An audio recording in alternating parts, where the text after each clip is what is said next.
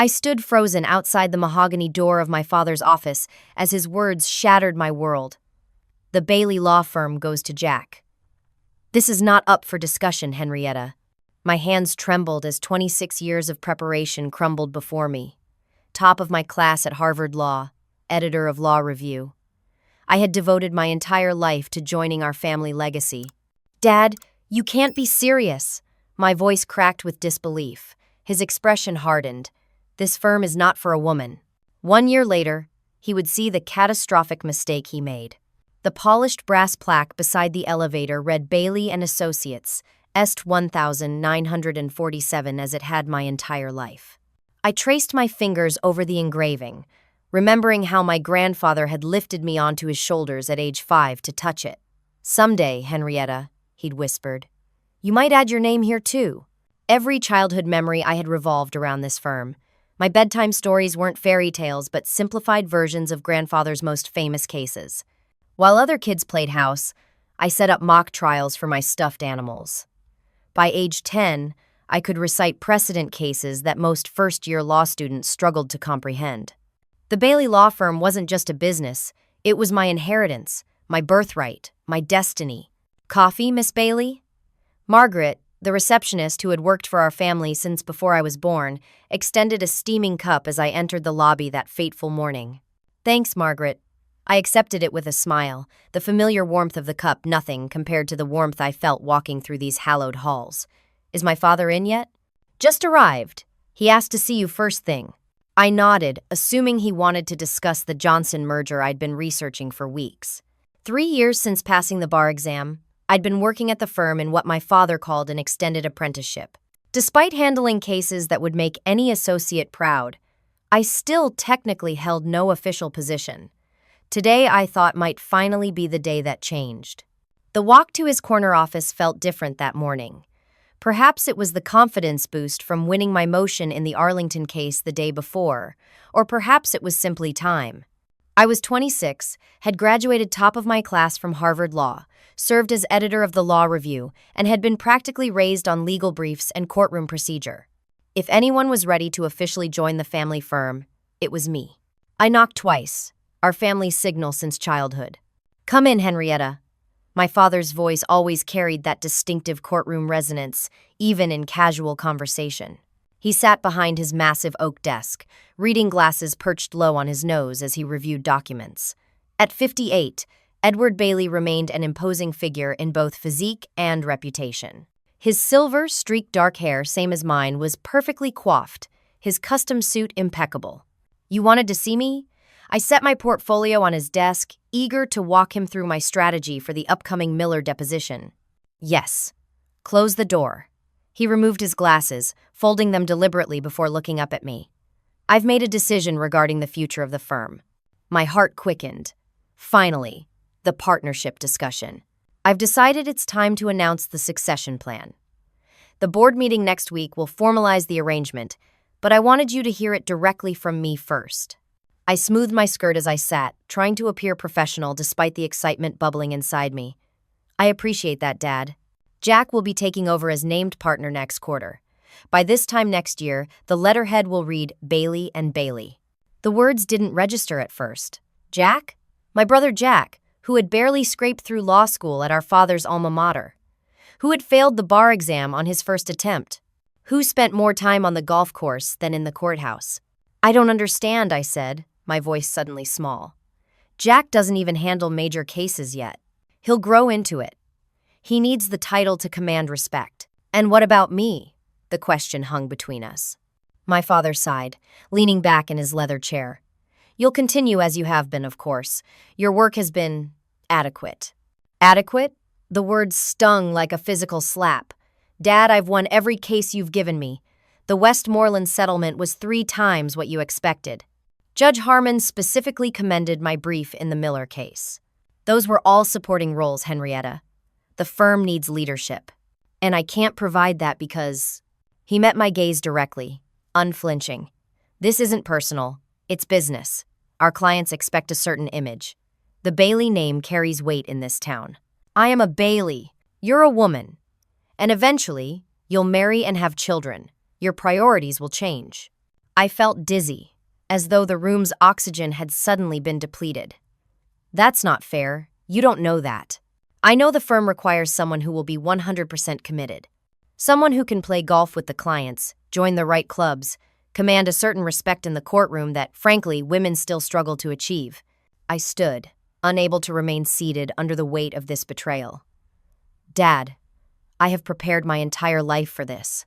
While Jack was partying through college, I was interning at the DA's office. While he was repeating courses, I was publishing in legal journals. This isn't about qualifications, and we both know it. This is not up for discussion, Henrietta. His tone shifted to the one he used when delivering a final judgment. The decision has been made. Jack will take over the firm. You can't be serious. The words burst from me, raw and desperate. His expression hardened. The firm goes to your brother. This is not for a woman. I stumbled backward, my hand finding the doorknob for support. 26 years of dreams collapsed around me, buried under the weight of my father's sexism. Not my legal brilliance, not my dedication, not even my Bailey blood mattered against the immutable fact of my gender. Later that evening, as I cleared out the personal items from my office, Jack appeared in the doorway. At 29, my brother looked perpetually boyish, his casual demeanor in stark contrast to our father's gravitas. "Hen, I'm sorry," he said, hands shoved deep in his pockets. I tried to talk to him. "Did you?" I couldn't keep the bitterness from my voice as I packed away the law books grandfather had gifted me. "Did you tell him you didn't want it?" He faltered. "It's complicated. You know how Dad is." "Yes, I certainly do now." I closed the cardboard box with more force than necessary. "Congratulations on your promotion. I'm sure you'll make Father proud. Don't leave like this. Maybe we can figure something out. A compromise." I paused, a framed photo of my graduation in my hands. Me flanked by our parents, the three of us smiling, my future seemingly secure. "There's no compromise with prejudice, Jack." As I went to leave, I decided to check grandfather's old corner office, now used primarily for storage, to see if anything there belonged to me. The antique desk where I'd spent countless childhood hours playing lawyer still stood against the wall. On impulse, I pulled open the bottom drawer, remembering the secret compartment he'd shown me once. The small wooden panel slid back exactly as I remembered, revealing a yellowed envelope with my name written in grandfather's distinctive script. With trembling fingers, I broke the seal and unfolded the letter inside. "My dearest Henrietta," it began. "If you're reading this, I've passed on, but I hope my wishes haven't been forgotten. You showed such promise from such a tender age, a true Bailey in every way that matters. It was always my intention that you and your brother would share equally in the firm's future, regardless of outdated traditions. The law evolves, and so must we. I've documented this intention in my will and discussed it extensively with your father.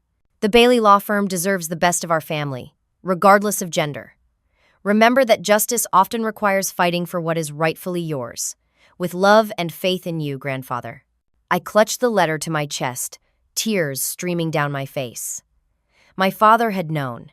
He'd deliberately ignored grandfather's wishes, concealing this document and its revelations.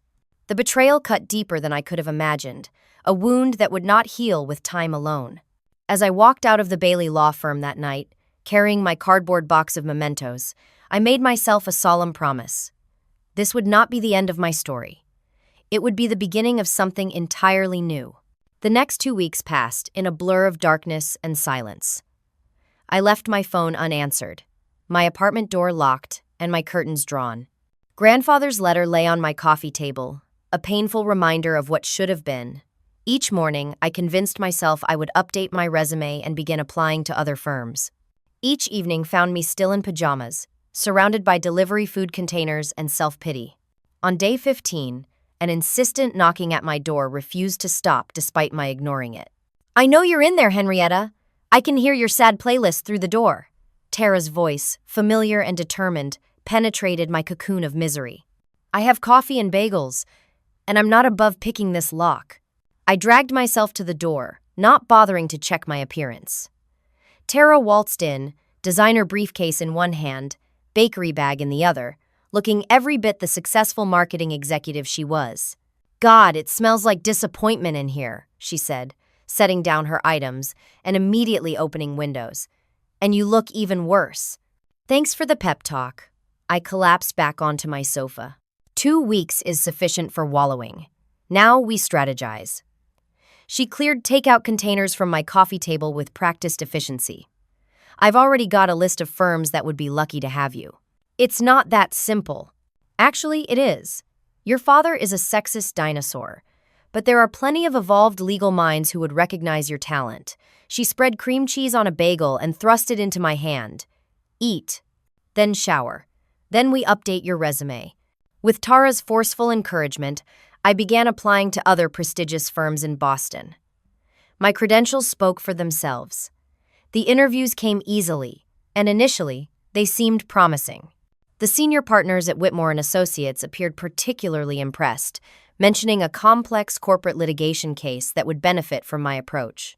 3 days later, they called to inform me that unfortunately, they'd decided to go with another candidate. This pattern repeated itself 5 more times. Excellent interviews followed by inexplicable rejections. After the 6th firm's rejection, I called my contact at Whitmore, a fellow Harvard alum named Sarah. Look, I can't say much, she whispered into the phone, but there was a call from someone at Bailey. Suddenly, the partners were concerned about fit issues. My father was sabotaging me. The realization shouldn't have surprised me, yet somehow this new betrayal felt even more personal. Meanwhile, through Margaret's discreet updates, I learned that Jack's transition to leadership was proving disastrous. In his first month, he'd misfiled critical documents in the Sanderson case, nearly resulting in a dismissal. During a routine deposition, he'd confused key dates so badly that their client had called my father in a panic.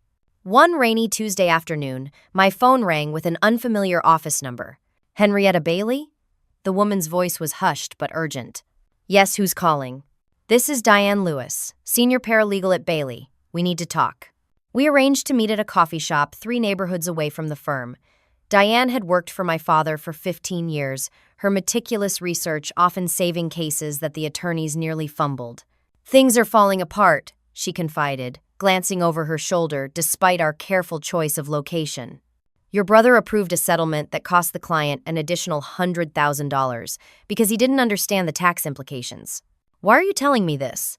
Diane stirred her coffee nervously. Because 3 of us are updating our resumes, because clients are asking questions, because your father is working himself to death, trying to cover for Jack's mistakes. I'm sorry to hear that, but there's nothing I can do. There is. I have questions, Henrietta. Technical questions about cases you started that nobody else understands. This began our clandestine arrangement. Twice weekly, Diane would call with hypothetical legal questions that were thinly veiled inquiries about ongoing Bailey cases. I told myself I was helping the clients, not the firm that had rejected me. The arrangement expanded when Martha Winters, CEO of Winters Manufacturing and a long-standing Bailey client, contacted me directly. Frankly, my dear, your father tells me you've moved on, Martha said in her characteristic blunt manner during our lunch meeting. But this patent issue requires someone who understands both the legal and technical aspects. Jack seems like a nice young man, but he nearly fell asleep when I explained the manufacturing process. Dad would be furious if he knew we were meeting, I warned her. Edward doesn't need to know everything about how I run my business. I need this handled correctly. Will you consult off the books? Soon, I was unofficially advising 3 of the firm's major clients. The irony was painful yet satisfying. My father had deemed me unworthy of the Bailey name professionally, yet the firm was increasingly dependent on my shadow work. 6 months after my dismissal, I attended the annual Boston Bar Association dinner, determined to rebuild my professional network. I chose a seat far from the Bailey & Associates table, focusing on meeting new contacts rather than dwelling on old wounds. Henrietta Bailey, isn't it? A silver-haired woman extended her hand. Judge Caroline Maxwell. I was impressed by your work on the Westmoreland case last year. Thank you, Your Honor. That's kind of you to remember. I was surprised to hear you'd left practice. Your father mentioned you'd decided teaching would be more compatible with female sensibilities. The room seemed to tilt sideways. I'm sorry, what? He said you'd realized the demands of courtroom litigation weren't suited to your temperament, that you'd found the hours too demanding. The judge frowned at my expression. I take it that's not accurate? Not even slightly, I managed, my voice tight. I'm actively seeking litigation positions. Throughout the evening, I discovered versions of the same story from different legal professionals. According to my father, I had chosen to leave, preferring academia or part-time practice or, most insultingly, had found the law too emotionally taxing. He hadn't just pushed me out. He was actively rewriting history to justify his decision, painting me as inadequate while presenting himself as the supportive father whose daughter simply couldn't handle the profession. The character assassination was as thorough as it was false. As I waited for my car at the valet stand, I overheard snippets of conversation between two associates from a rival firm. Bailey's going downhill fast. They lost the Hendrickson account last week. Not surprised. The old man can't do everything himself, and that son of his is a joke. Did you hear about the Winters patent case? Complete disaster in the preliminary hearing. The daughter was the sharp one. Don't know why Bailey let her go. I drove home with their words echoing in my mind. My father's grand plan was crumbling, taking our family legacy with it. And for what? To preserve an outdated notion of male succession that even my grandfather had rejected decades ago. That night, I reread grandfather's letter, seeing it not just as evidence of betrayal, but as a call to action. Justice often requires fighting for what is rightfully yours, he had written. Perhaps it was time to stop helping from the shadows and create something of my own. My apartment living room wasn't designed to be a law office, but necessity is the mother of improvisation. I cleared my dining table, replaced the decorative centerpiece with a computer monitor, and lined my bookshelf with essential legal references. Not exactly the corner office with a view I'd once envisioned, but it was mine, free from my father's crushing disapproval. Tara arrived on Saturday morning with office supplies and unwavering support. You're seriously going solo? She arranged filing trays while I set up my printer. That's either incredibly brave or completely insane. Probably both. I taped a hand-drawn sign to my front door. Henrietta Bailey, attorney at law. Very professional, Tara snorted. It's temporary. I just need one client to start, one case to build from. And how exactly do you plan to find this mythical first client without an office or connections? As if summoned by the question, a tentative knock sounded at my door. I opened it to find Mrs. Rodriguez, my elderly neighbor, clutching a stack of papers. I'm sorry to bother you, dear, but Margaret from your father's firm told me you might be able to help. She held out the documents with trembling hands. I received this eviction notice yesterday. Mrs. Rodriguez's situation was worse than she realized. The eviction was just the beginning of a predatory scheme targeting elderly female homeowners throughout the neighborhood. The development company had buried unconscionable terms in deliberately confusing contracts, banking on the women's lack of legal representation. They told me it was just a routine refinance, Mrs. Rodriguez explained, wiping away tears. Now they say I signed away my rights to the house I've lived in for 40 years. I spent the weekend poring over her documents, identifying multiple violations of consumer protection laws. By Monday morning, I had drafted an emergency motion to stop the eviction and a counter complaint against the development company. The judge assigned to the case, Herbert Wilson, raised his bushy eyebrows when I introduced myself. Bailey? Any relation to Edward Bailey? His daughter, Your Honor. I stood straight, refusing to be diminished by the association. Interesting. He studied me over his reading glasses. Well, counselor, present your argument. I had prepared meticulously, knowing this first solo case would define my reputation. My presentation demonstrated how the development company had systematically targeted women over 60, using contract language 8 grade levels above average reading comprehension, and misrepresenting the document's purpose. The opposing counsel, a polished attorney from Wilson and Reed, appeared initially dismissive.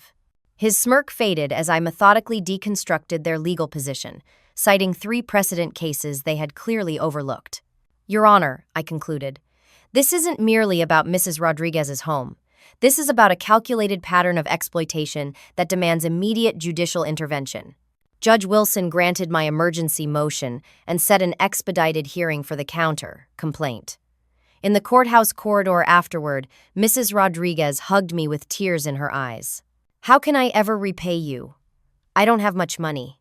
Just tell your friends about me if they need help, I said, suddenly understanding exactly what my practice should be. Word spread quickly. Within weeks, my apartment could no longer accommodate the stream of clients seeking help. Most were women with legal issues other firms had deemed too small or complicated. Divorce proceedings where male attorneys had advised them to accept unfair settlements. Workplace discrimination cases dismissed as hard to prove. Housing disputes like Mrs. Rodriguez's where their concerns had been patronized and minimized.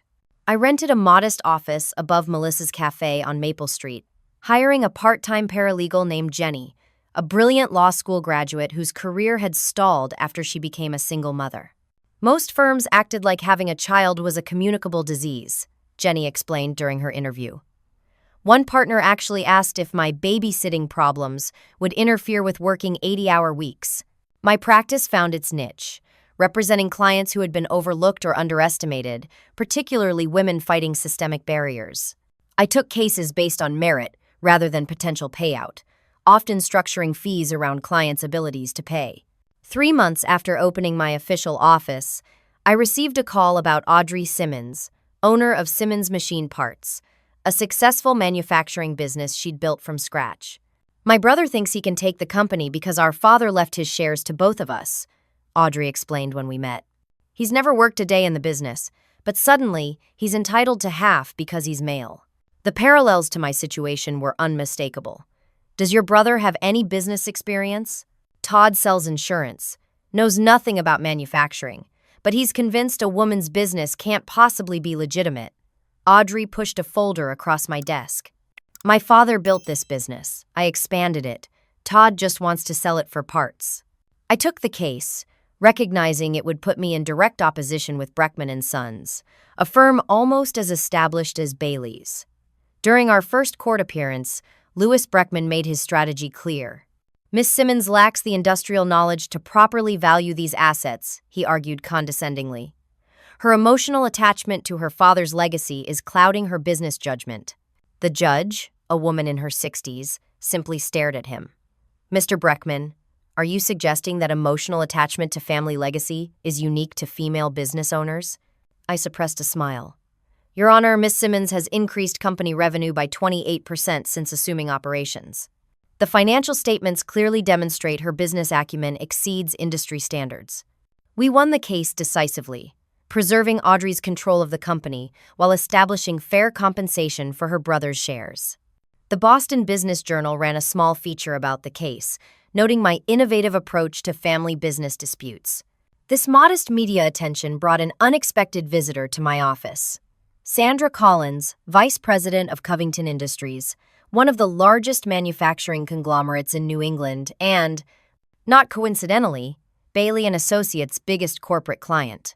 "I watched you handle the Simmons case," Sandra said, declining my offer of coffee in our modest meeting room. "Very impressive work." "Thank you. I'm surprised a Covington executive would attend hearings for a small manufacturing dispute. We like to keep an eye on the local legal landscape." She placed her business card on my desk. "Covington is considering diversifying its legal representation. We've been with Bailey for 20 years, but recent performance issues have raised concerns." My heart pounded. I'm not sure my small practice could handle Covington's legal needs. "Perhaps not now, but you clearly understand manufacturing law, and you're building something with potential." She rose to leave. "We have some intellectual property matters that might suit your expertise. I'll be in touch." After she left, I sat in stunned silence. Covington represented nearly 30% of Bailey's annual billing. If they were considering moving even a portion of their business to me, it would both legitimize my practice and deliver a significant blow to my father's firm. That evening, as I sorted through potential cases, my phone rang. The caller ID showed Bailey Home, my parents' number. I hesitated before answering. "Henrietta." My mother's voice sounded strained. "You missed Sunday dinner again." "I've been busy, Mom." "So your father says." "He saw your name in the business journal." A pause. "He wasn't pleased." "I didn't expect him to be." "He says you're taking on emotional women's cases that no serious firm would touch." I laughed without humor.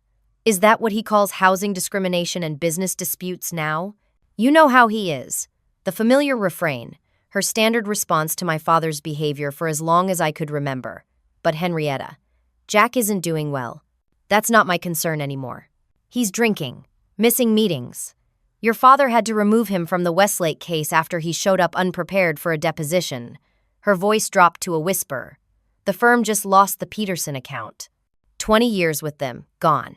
A complicated mix of vindication and sorrow washed over me. The firm's struggles validated my worth but threatened a legacy I still cared about despite everything. I'm sorry to hear that, Mom, but Dad made his choice. Can't you both just... She trailed off, unable to articulate a solution to the chasm my father had created. After we hung up, I stared at the growing stack of case files on my desk. In 6 months, I'd built something meaningful from the ashes of my father's rejection. My clients received justice they might never have found elsewhere. I was creating my own legacy, one that valued competence over chromosomes. The next morning, Jenny burst into my office waving the morning paper. Have you seen this? Covington Industries just announced they're severing ties with Bailey and Associates after 2 decades. The article detailed how the manufacturing giant would be reallocating its legal work among several smaller, specialized firms. My phone rang almost immediately. Sandra Collins wanted to meet that afternoon to discuss representing Covington on a patent infringement case. As I prepared for the meeting, I realized I'd reached a critical juncture. Taking on Covington would transform my practice overnight, requiring additional attorneys and resources. It would also formalize the competition between my firm and my father's in a way that might make reconciliation impossible. The question nagged at me. Was I building this practice to help overlooked clients, or to prove my father wrong? As I gathered my materials for the Covington meeting, I wasn't entirely sure of the answer. The new downtown office still smelled of fresh paint and possibility. With glass doors etched with Bailey legal advocates and actual reception area, we'd come a long way from my apartment dining table. The Covington Industries account had been the catalyst, but our reputation for handling complex cases with creative solutions had attracted a steady stream of clients. Your 9 o'clock is here, announced Rachel, our new office manager, and the Boston Legal Times wants to confirm your interview for their Rising Stars feature tomorrow. I nodded, straightening my suit jacket. 2 associates and 3 support staff now depended on the firm's success. The pressure was constant, but exhilarating. This was what I'd been preparing for my entire life, just on my own terms rather than my father's. The morning's client meeting involved a gender discrimination case against a financial services firm. As I reviewed the evidence, I couldn't help but reflect on how many similar stories I'd heard over the past year. My practice had found its purpose, creating a path to justice for those the traditional legal establishment overlooked or undervalued. Did you see this? Jenny placed the latest issue of Massachusetts Lawyer on my desk during lunch. A small headline caught my eye. Bailey and Associates faces malpractice suit after missed filing deadline. The article detailed how Jack had failed to file a crucial motion in the Hargrove case, potentially costing their client millions. The client had filed suit against the firm for negligence. Your brother's really tanking the family business, Jenny observed. He never wanted it in the first place, I said quietly, remembering Jack's half-hearted law school efforts. Dad pushed him into a role he wasn't suited for. Still, it must be satisfying to see them struggling while we're growing. Was it satisfying? The complicated mixture of vindication and regret had become familiar over the past year. I took no pleasure in the firm's decline, but couldn't deny a certain justice in my father facing the consequences of his prejudice. Sunday dinner at my parents' house had become a monthly exercise in tension. I attended out of love for my mother, who tried desperately to maintain family connections despite everything. This particular Sunday proved especially strained. The Mercer Group signed with us yesterday, I mentioned during a lengthy silence, attempting normal conversation. The paper manufacturer? My father looked up sharply from his roast beef. They've been with Halloway and Partners for years. They wanted a fresh approach to their environmental compliance issues. Jack stared into his wine glass, already on his 3rd refill. Poaching clients now, Hen? I didn't poach anyone. They approached us after seeing our work on the Williams case. My father harumphed. These emotional appeals might win over some bleeding heart judges, but they're not sustainable legal strategy. Edward, my mother interjected, Henrietta's firm is doing very well. We should be proud. A real firm doesn't operate out of a converted insurance office, he dismissed. We're moving to the Bradbury building next month, actually, I countered. The entire third floor. His fork clattered against his plate. The Bradbury? That's prime downtown real estate. Yes, it is. I met his gaze directly. We need the space for our expanding client list. This little phase of yours has gone far enough, Henrietta, he said, his tone hardening. You've made your point. Perhaps it's time to discuss your return to the family firm in some reasonable capacity. The audacity stunned me momentarily. A reasonable capacity? You mean a position appropriate for a woman? Don't twist my words. The firm is facing some temporary challenges. We could use your assistance with certain cases. The answer is no. I've built something I believe in, something that's making a real difference. Making a difference? Jack slurred, his frustration boiling over. You're just trying to show up, Dad. Meanwhile, I'm drowning in expectations I never asked for. My mother placed her hand on his arm. Jack, please. No, let him speak, I said. You never wanted to run the firm, did you, Jack? Of course he did, my father answered for him. He's a Bailey man. For once, Jack didn't acquiesce. Actually, Dad, I wanted to teach constitutional law. I told you that before law school, but you said Bailey men practice. They don't theorize. The revelation hung heavily in the air. My father had forced both his children into roles that contradicted their natural inclinations, all to satisfy his rigid vision of legacy. This family needs to have an honest conversation, my mother said with unexpected firmness. Edward, your outdated ideas about gender are destroying everything you claim to value. My father's face reddened. Margaret, this is hardly the time. It's long overdue. I gave up my own legal career when we married because you said a Bailey wife didn't need to work. I've watched you do the same to Henrietta and bully Jack into a position he never wanted. This was the first I'd heard about my mother's abandoned career. You were a lawyer, Mom? Top of my class at Columbia, she said quietly. I specialized in environmental law before it was fashionable. The family mythology I'd grown up with suddenly shifted. My legal aptitude hadn't come solely from my father and grandfather, but also from the mother who had silently supported us while burying her own ambitions. As revelations and recriminations filled the dining room, my phone rang. Normally, I would have ignored it during family dinner, but the caller ID showed Judge Wilson's chambers, and he never called on weekends. Excuse me, I need to take this, I said, stepping into the hallway. Hello, Your Honor? Miss Bailey, I apologize for the Sunday intrusion, but there's an emergency hearing tomorrow morning on the Riverfront development case. Judge Keller recused himself due to a conflict, and I've been assigned to take over. The Riverfront development case involved a major construction project threatening a historic neighborhood. A community group had filed for an injunction to halt construction pending environmental impact studies. I understand, Your Honor. I'll be prepared. There's something else you should know. The developer has changed counsel. They've brought in Bailey and Associates. The news hit like a physical blow. I see. Thank you for the courtesy notification. I returned to the dining room, where the tension remained thick. I have to go prepare for court tomorrow, I announced. A new case just landed on my desk. On Sunday night? My father questioned. What kind of operation are you running? The kind that's representing the Riverside Community Association against Grayson Development. I gathered my purse, watching his expression change as understanding dawned. Apparently, they've just changed counsel. Looks like we'll be opposing each other in court, Dad. His eyes narrowed. Grayson is an important potential client. I've been cultivating that relationship for months. Well, I've been helping the neighborhood association for weeks. Funny coincidence. It was no coincidence, of course. My father had deliberately positioned himself against me, perhaps hoping to publicly demonstrate his superior legal prowess over his wayward daughter. The next morning's hearing confirmed my suspicions. My father had come fully prepared, armed with technical arguments about property rights and economic development. His strategy was clearly designed not just to win for his client, but to embarrass me professionally. The opposition counsel, he said during his presentation, carefully avoiding acknowledging me as his daughter, lacks the experience to fully grasp the complex economic implications of delaying this project.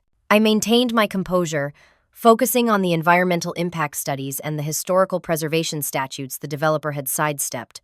When my turn came to present evidence, I introduced testimony from residents about the developer's pattern of beginning work before permits were finalized. Your Honor, my father interrupted, these emotional appeals distract from the legal questions at hand. Judge Wilson raised an eyebrow. Mr. Bailey, I'll determine what's relevant in my courtroom. Please continue, Miss Bailey.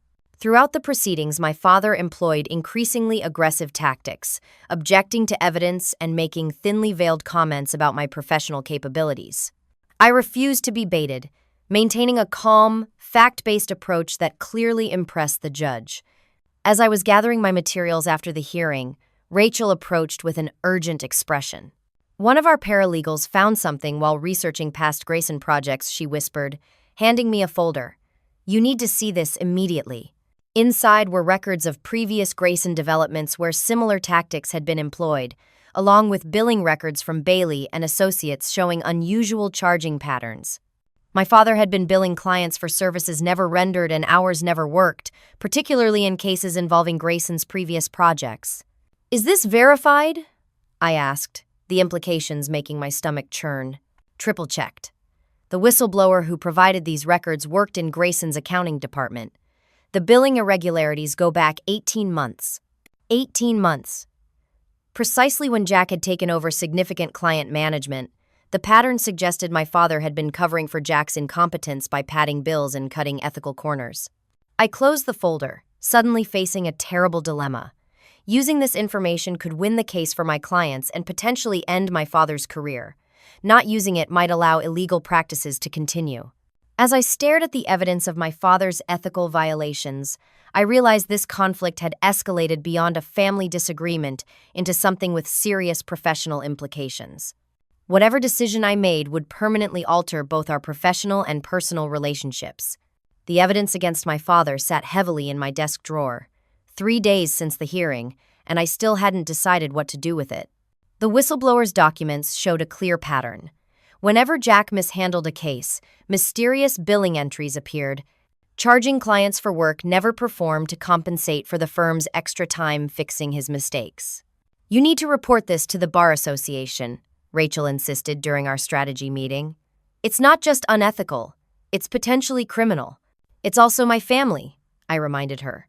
Would your father hesitate if the situations were reversed? Jenny asked pointedly. She had a valid point. My father had already demonstrated he valued the firm's reputation above family loyalty, yet something held me back from taking such a devastating step.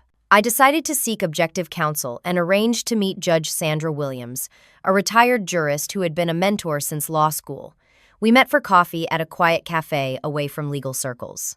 You're in a uniquely difficult position, she acknowledged after I explained the situation, carefully anonymizing the details. The ethical obligations are clear, but the personal dimensions complicate matters. What would you do? I asked. I'd consider whether exposure is the only remedy. Sometimes the threat of disclosure can motivate internal reform without public humiliation. She stirred her coffee thoughtfully. However, if clients have been defrauded, they deserve to know. Her balanced perspective helped clarify my thinking. Perhaps there was a path that served justice without destroying my family entirely. As the Riverfront case progressed, my father's tactics grew increasingly aggressive. During a deposition, he questioned my key witness with unnecessary hostility, attempting to provoke an emotional response that would undermine their credibility.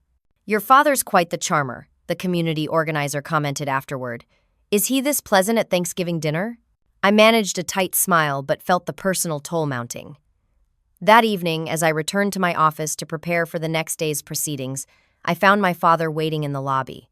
We need to talk, he said, looking uncharacteristically disheveled. The past months had aged him visibly, new lines etched around his eyes. My office, I directed, leading him to my corner space with its view of the city lights. Impressive setup, he commented, surveying the modern furnishings and digital research station. You've done well for yourself. Did you come to evaluate my decor or discuss the case? He sat heavily in the visitor's chair. This case needs to go away, Henrietta. Excuse me? Drop the injunction request. Persuade your clients to settle. Why would I do that? Because this isn't just about some historic buildings. Grayson has political connections. Going against them could have repercussions for your firm. The thinly veiled threat surprised me. Are you actually threatening my practice to win a case? I'm trying to protect you, he insisted. You've made your point with this little firm of yours. You've proven you can practice law independently, but family loyalty should come before anything else. The hypocrisy was breathtaking. Family loyalty? You dismissed my entire career because of my gender, rewrote my professional history to suit your narrative, and now lecture me about loyalty? That's ancient history. The situation has changed. Because you're losing? I challenged.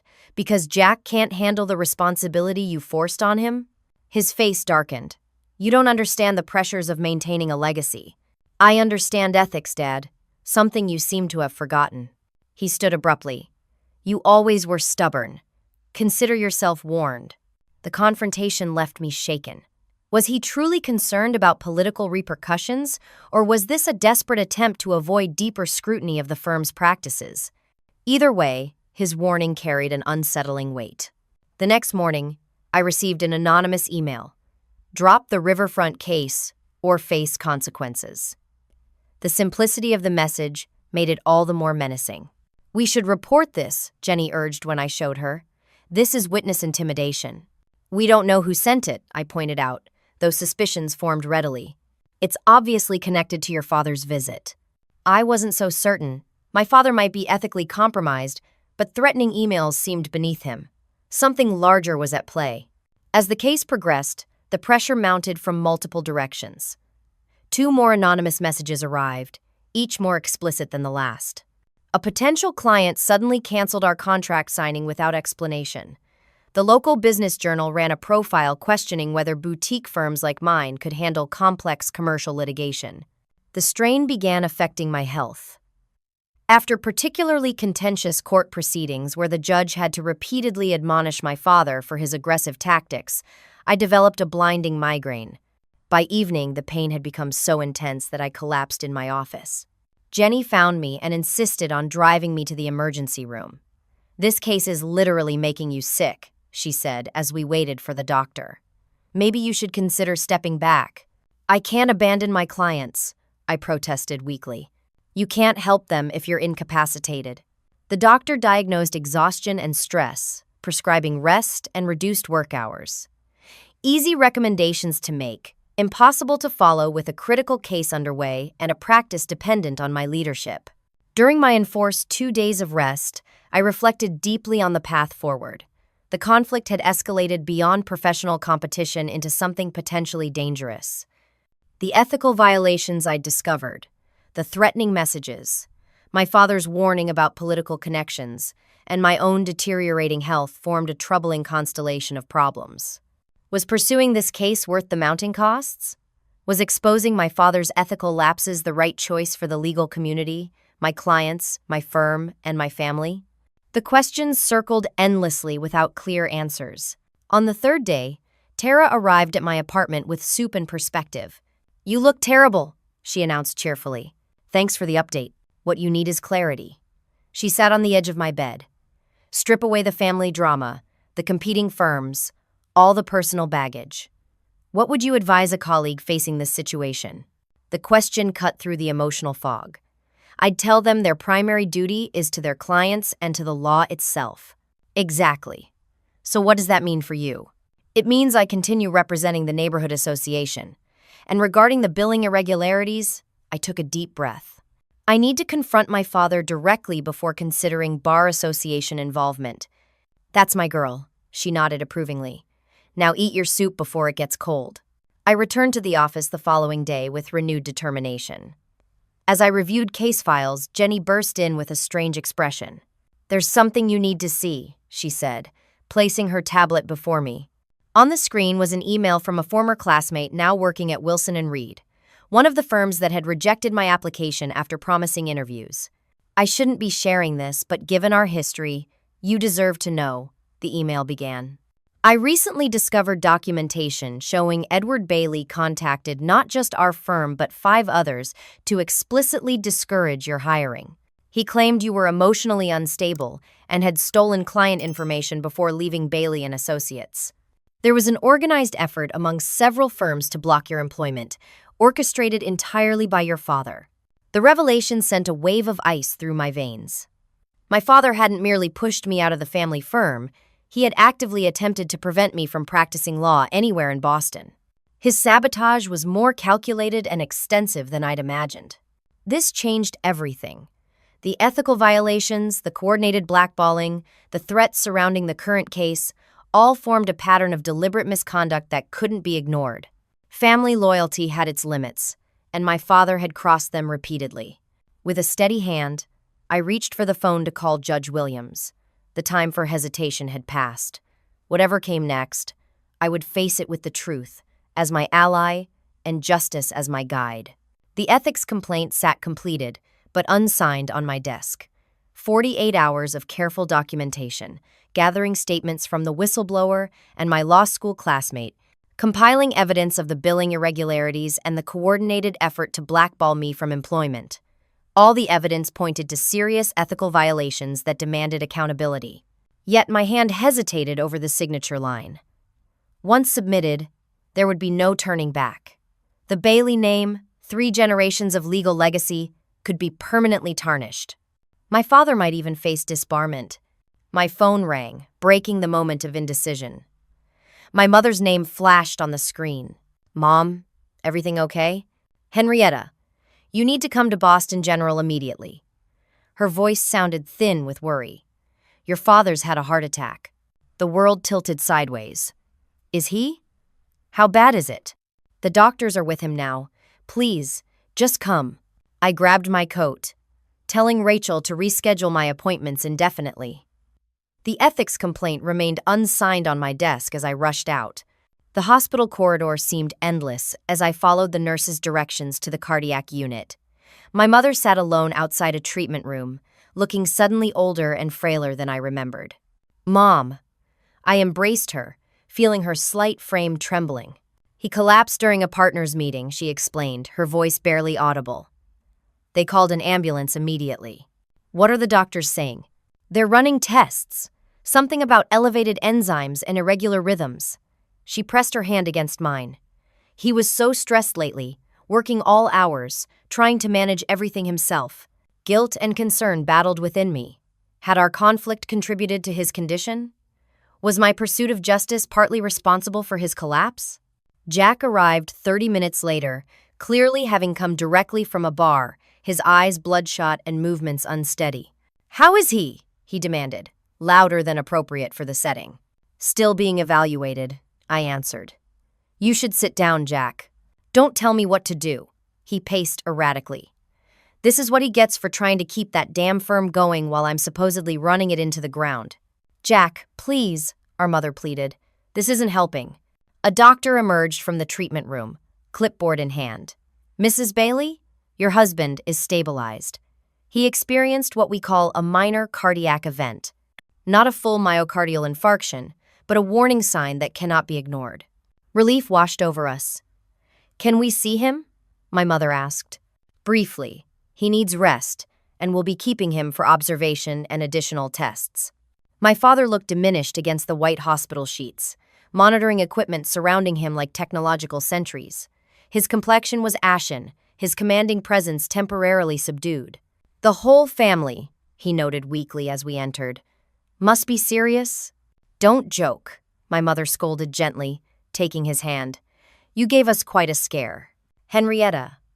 He acknowledged me with a slight nod. "Didn't expect you to come." "Of course I came," I replied, surprised by his comment. "Even after everything? The riverfront case, the competition between our firms? You're still my father." Something shifted in his expression, a momentary softening quickly replaced by his usual stoicism. "Jack, I need to speak with you privately about the firm. There are matters requiring immediate attention." Even from his hospital bed, his focus remained on the business. My mother and I stepped out, leaving them to their discussion. In the hallway, she grasped my arm with unexpected urgency. "Henrietta, there's something you should know. The firm is in serious trouble." "What kind of trouble?" "Financial trouble. Edward has been trying to hide it, but several major clients have left. The malpractice suit is draining resources. I'm afraid. She hesitated. What, Mom? I'm afraid the Bailey law firm might not survive much longer. The revelation shouldn't have shocked me given what I'd observed, but hearing it stated so plainly made it real in a new way. 3 generations of legal practice, the firm my grandfather had built from nothing, teetering on the edge of collapse. Jack emerged from our father's room, his expression grim. He wants to see you now. I entered alone, steeling myself for whatever confrontation might come. Instead, I found my father looking oddly vulnerable. The doctors say I need to reduce stress, he began without preamble. Apparently running a failing law firm qualifies as stressful. Mom mentioned there were problems. Problems. He gave a hollow laugh. 3 major clients gone in 6 months. The Hargrove malpractice suit could cost millions. Jack is. He trailed off, then continued more softly. Jack is not cut out for this work. Never was. My fault for not seeing it sooner. His admission stunned me. Dad, I need you to come back, Henrietta. The words seemed physically painful for him to speak. The firm needs you. The Bailey legacy needs you. There it was, the request I'd once desperately wanted. Now it felt like a trap. You pushed me out, I reminded him. You told me the firm wasn't for a woman. I was wrong. The admission hung in the air between us. I see that now. Do you? Or are you just desperate to save the firm? His gaze shifted away. Does it matter? The result is the same. You get what you always wanted, partnership in the family practice. It matters enormously, I insisted. And it's not what I want anymore. I've built something of my own, something I believe in. That little boutique firm of yours can't compare to 3 generations of Bailey legacy. His heart rate monitor beeped faster as his agitation grew. You would let your grandfather's life work collapse out of pride? This isn't about pride. It's about principle. About creating a practice that values merit over gender or family connections. He closed his eyes briefly. I'm asking you, as your father, to help save our family's legacy. The appeal struck its intended chord. Despite everything, I couldn't easily dismiss generations of Bailey history, the firm where I'd first dreamed of practicing law. I need time to think, I said finally, and you need to rest. I left his room conflicted, only to find Jack waiting in the hallway, tension radiating from him. He asked you to come back, didn't he? Jack demanded, to save his precious firm. Jack, he told me everything. How I'm a disappointment, how the only hope is for you to ride to the rescue. His voice cracked with emotion. Do you know what it's been like, Hen? Trying to live up to his impossible standards? Being compared to you every single day? I never wanted that for you. I never wanted any of it. The outburst drew stares from nearby nurses. Jack lowered his voice to a fierce whisper. I never wanted to be a lawyer. I certainly never wanted to run that firm. But he never gave me a choice. Why didn't you say something? To Edward Bailey? The man who decided our entire lives before we could walk? He shook his head bitterly. You were brave enough to walk away. I just wasn't. The confession created a new understanding between us. Jack wasn't my enemy or competitor, but another victim of our father's rigid expectations and traditional values. What do you really want to do, Jack? I asked gently. A flash of vulnerability crossed his face. Constitutional law. Teaching. I've always been better at explaining legal concepts than practicing them. Our father's hospital stay extended to 3 days as they ran additional tests and adjusted medications. During that time, I reviewed the financial documents Jack shared with me. The situation was worse than I'd imagined. Without immediate intervention, the Bailey law firm would likely be bankrupt within 3 months. On the evening before my father's release, I visited his room alone, having reached a decision after long consideration. I've thought about your request, I began, taking the visitor's chair beside his bed. And? His expression remained carefully neutral. I have conditions. His eyebrows rose slightly. You're in a position to make demands? Yes, I stated firmly. Because you need me more than I need the family firm. For a moment, I thought he might refuse outright. Instead, he gestured for me to continue. I won't come back to bail out the firm unconditionally. What I propose is a merger between Bailey and Associates and Bailey Legal Advocates. A merger? With your startup practice? My successful practice that's currently acquiring clients while yours is losing them, I corrected. The combined entity would operate with restructured leadership and complete ethical reform. What does that mean exactly? It means equal partnership between us. It means Jack transitions to a role that actually suits his talents and interests. It means transparent billing practices and an end to the old boys network mentality. His face flushed with indignation. You're asking me to surrender control of my own firm. I'm asking you to adapt or watch it die. I leaned forward. Dad, the legal world is changing. The Bailey firm needs to change with it. And if I refuse? I met his gaze steadily. Then I walk away. I continue building my practice while you continue watching yours crumble. What I didn't mention was the ethics complaint still sitting unsigned on my desk. That would remain my last resort, not a bargaining chip. Your grandfather would be shocked by your ruthlessness, he said finally. No, I countered, pulling the yellowed letter from my purse. He would recognize it as the determination he valued. You should read this, the letter you kept hidden from me. He took the paper with reluctant hands, his expression changing as he absorbed our grandfather's words about equal opportunity regardless of gender, about justice requiring a fight for what was rightfully mine. He showed me this letter before he died, my father admitted quietly. Asked me to honor his wishes. But you chose not to. I thought I knew better. Thought I was protecting the firm, protecting you from a world that wouldn't accept a woman in charge. That wasn't your decision to make. He refolded the letter carefully. You're right, it wasn't. The admission, simple yet profound, marked a potential turning point. Whether it was genuine recognition or simply acceptance of his limited options, I couldn't be certain. I'll consider your proposal, he said finally, but I need to review the specifics. It wasn't acceptance, but it wasn't rejection either. As I prepared to leave, he called after me. Henrietta, the hospital records, you should know. He hesitated.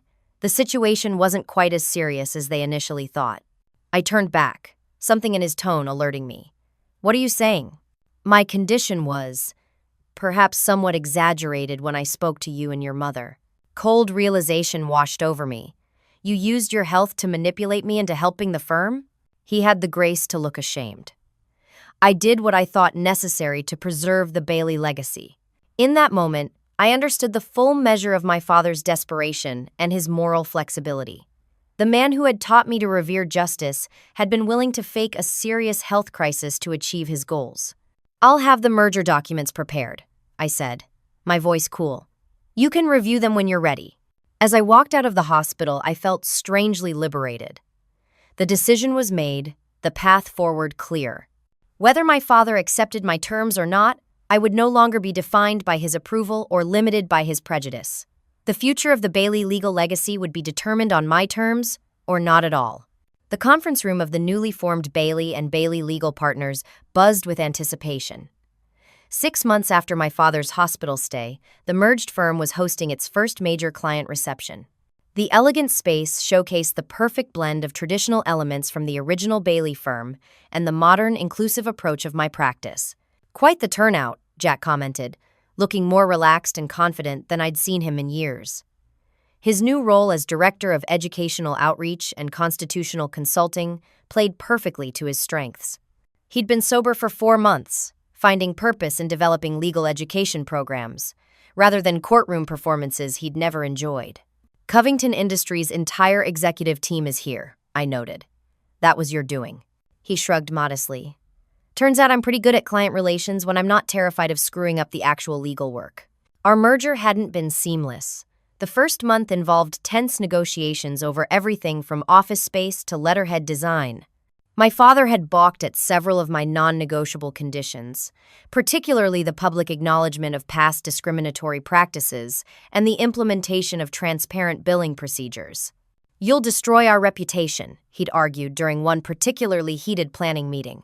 Our reputation is already damaged, I'd countered. Rebuilding on a foundation of honesty is our only path forward. Ultimately, financial reality had forced his compliance. The combined resources of our practices, along with the retention of several key clients who respected my work, had created a viable path forward for the Bailey legal legacy. My mother appeared at my elbow, elegant in a navy blue suit I'd never seen before. "The Winthrops are asking about their estate planning updates," she informed me professionally. My mother's transformation had been one of the merger's most unexpected benefits. After revealing her abandoned legal career, she had accepted my offer to join the firm's trust and estates department, her Columbia law degree finally put to use after 3 decades. "I'll speak with them shortly," I assured her. "How's Dad doing with the Covington executives?" "Surprisingly well," she nodded toward where my father stood with Sandra Collins. "I think he's finally accepting that your approach has merit." My father's evolution had been the slowest and most complicated aspect of our new arrangement. Initially, he'd participated grudgingly, clearly viewing the merger as a necessary evil rather than a positive transformation. The first time I overruled one of his decisions in a partners' meeting, I'd braced for explosion. Instead, after a moment of visible struggle, he'd simply nodded and continued with the agenda. Now, watching him engage with clients who had specifically requested my involvement in their cases, I could see small signs of genuine change. He was listening more than speaking, asking questions rather than making pronouncements. The merged firm had rapidly established itself as a progressive force in Boston's legal community. Our commitment to ethical practice, transparent billing, and gender equality had attracted both clients and talented attorneys who shared our values. One of my proudest achievements was the mentorship program for female law students, providing internship opportunities and professional guidance often unavailable elsewhere. 3 of our current associates had come through this program, their fresh perspectives and technological savvy enhancing our practice. "Miss Bailey," Judge Wilson approached with a warm smile. Or should I say, Miss Bailey, senior partner. "Judge Wilson, thank you for coming." I greeted him with genuine pleasure, and yes, that title was non-negotiable in our merger agreement. "Smart negotiating. Your grandfather would be proud." He glanced around the reception. Quite the transformation from the old guard to the new. "Still a work in progress," I admitted. "But we're getting there. The changes you've implemented have been noticed. That pro bono initiative for female small business owners is particularly impressive." That was actually my father's suggestion, believe it or not. The judge's eyebrows rose. Edward Bailey embracing progressive legal access programs? Now, that is a transformation. It had been one of the first signs that my father might be genuinely changing rather than merely complying with our agreement. 3 months after the merger, he'd approached me with a proposal for providing specialized legal services to women entrepreneurs facing discriminatory lending practices. "It occurred to me," he'd said, somewhat stiffly, "that our combined expertise could address a significant gap in legal services." The program had quickly become one of our most successful initiatives, generating positive press and establishing valuable connections throughout the business community. As the reception continued, I circulated among clients and colleagues, conscious of how dramatically my professional life had changed since that devastating day in my father's office. The journey from rejection to partnership had been neither direct nor easy, but each painful step had contributed to creating something better than I'd originally envisioned. "There you are," my father's voice interrupted my reflections. "The Covington team wants to discuss their new acquisition. I thought we might present together." Of course, I followed him to where Sandra and her colleagues waited. "As I was telling your father," Sandra began, "we particularly appreciated the joint approach on the Patterson merger. Having both your perspectives created a comprehensive strategy we wouldn't have gotten elsewhere." My father cleared his throat. The combination of established precedent knowledge and innovative approaches has proven quite effective. It was as close to acknowledging the value of my contributions as he'd come publicly, and I recognized the effort it represented. The presentation to Covington proceeded smoothly, our different styles complementing rather than competing with each other. My father handled the historical context and regulatory background, while I outlined our creative approach to potential obstacles. By the end, Sandra was visibly impressed. "You've created something special here," she commented as we concluded. "A firm that honors tradition while embracing necessary change." After the Covington executives moved on, my father lingered beside me. "That went well," he observed. "Yes, it did. We make a good team when we're not fighting each other." His expression grew contemplative. "I've been thinking about your grandfather's letter, about what he saw in you that I refused to acknowledge. Dad, we don't need to rehash the past." "Perhaps not. But some things should be said," He straightened his shoulders. I was wrong, Henrietta. Not just strategically or financially wrong, but fundamentally wrong in how I judged your capabilities based on gender rather than merit. The admission, delivered without qualification or excuse, momentarily left me speechless. Your leadership these past 6 months has been exceptional, he continued. The firm isn't just surviving with you at the helm, it's better than it's ever been. With us at the helm, I corrected gently. No. He shook his head. Let's be honest. You're the driving force now. I'm still contributing, but this transformation is your vision, your achievement. The acknowledgement, freely given rather than extracted through conflict, represented the final victory I hadn't known I was seeking. Not triumph over my father, but his genuine recognition of my worth. Thank you, I said simply. That means more than you know. The reception wound down as evening approached. As the last clients departed, I found myself alone in the conference room with the newly designed firm logo displayed prominently on the wall, Bailey & Bailey, Legal Partners, with the tagline, Justice Through Excellence beneath. My father entered, pausing to study the logo beside me. Your grandfather would approve, he said quietly. I think so too. When he showed me that letter, told me his wishes for your future at the firm, I convinced myself I knew better. He shook his head. Pride and prejudice, quite literally. By the time I realized my mistake, I'd nearly destroyed everything he built. But you didn't, I reminded him. We saved it together, by transforming it into something better. You saved it despite my best efforts to exclude you. He turned to face me directly. The firm isn't just better with you, Henrietta. It's what it always should have been. In that moment of authentic reconciliation, I thought of all the women whose legal talents had been dismissed, whose ambitions had been thwarted by outdated thinking. My mother, abandoning her promising career. The clients whose emotional women's cases had been disregarded by traditional firms. The female law students struggling to find mentors in a male-dominated profession. Our transformed practice couldn't remedy all those historical injustices, but it represented a step toward a more equitable future. Every successful case, every female attorney we supported, every discriminatory practice we challenged, contributed to meaningful change. The following week, we tried our first major case as equal partners, with my father actually following my lead on strategy. When the favorable verdict was announced, he turned to me with genuine respect in his eyes. Counselor, he said formally, extending his hand. It's an honor to practice alongside you.